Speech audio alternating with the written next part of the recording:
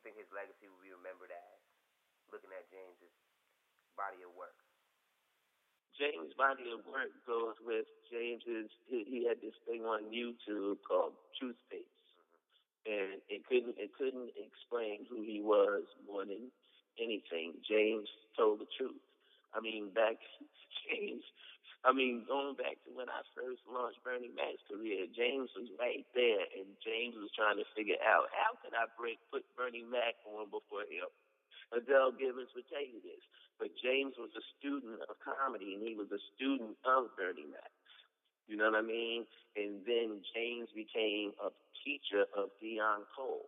You know what I mean? James was somebody that definitely would take the education of comedy that he grasped and spread it to the next, because James was one of the first young black writers, of that whole Def Comedy Jam era to actually make it in Hollywood.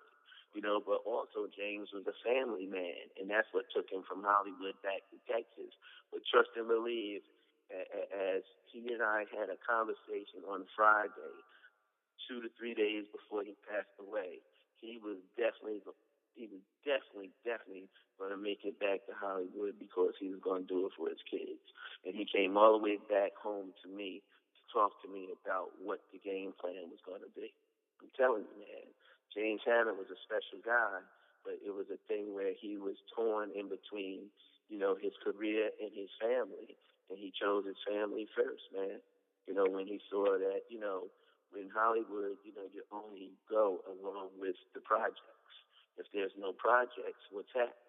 And he was so determined, man. He was so determined to put food on his people's tables, man, that he was just trying to juggle it all. But I tell you right now, he's upstairs making somebody laugh. That's for First sure. of all, you got to watch everything you do. You got to watch everything you say. You can't lie to her. You can't break a promise. And she's got to see that you love and respect her mama with her own eyes. Because if you fuck all that up, 20 years later, your baby girl going to be in a rap video getting champagne poured down her ass. That ain't my wife's fault. That ain't the white man's fault. If my daughter's a hoe, that stood out more than others. I call them classics. Okay? And James had a classic. And that was How You Know Your Folks Are Ghetto.